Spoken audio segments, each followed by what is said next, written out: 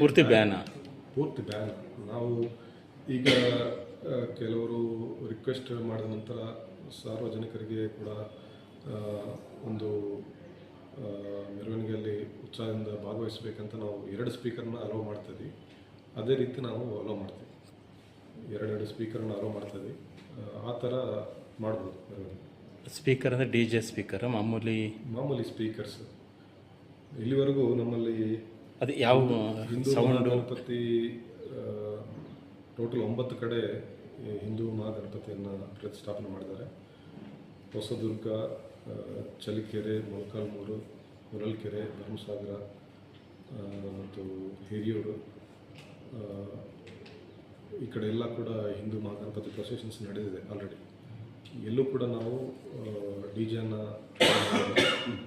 ಎಲ್ಲರೂ ಕೂಡ 2 ಸ್ಪೀಕರ್ ಇಟ್ಕೊಂಡು ಪ್ರೊಸೆಸ್ ಮಾಡಿದ್ದಾರೆ. ಅದಕ್ಕೆ ನಾವು ಪರ್ಮಿಷನ್ ಕೊಟ್ಟಿದ್ದೀವಿ. ಅದೇ ರೀತಿ ಇನ್ನು ಮುಂದಿನ ದಿನಗಳಲ್ಲಿ ಕೂಡ ಮುಂದುವರಿಸಬೇಕಂತ ನಾವು ಮನವಿ ಮಾಡ್ತೇವೆ. ಅಲ್ಲಿ ಭದ್ರಾವತಿ ಮತ್ತು ಶಿವಮೊಗ್ಗದಲ್ಲಿ ಅಲ್ಲಲ್ಲಿ ಇದಕ್ಕೆ ಪರ್ಮಿಷನ್ ಕೊಟ್ಟಿದ್ರು ಅಂತ ಕೇಳ್ಬಿಟ್ಟು. ಭದ್ರಾವತಿ, ಶಿವಮೊಗ್ಗದಲ್ಲಿ ಕೆಲವು ಸ್ಪೀಕರ್ಸ್ DJ ಥರ ಸ್ಪೀಕರ್ಸ್ ಅಲೋ ಮಾಡಿದ್ರು ಅಂತ ಹೇಳಿದ್ದಾರೆ.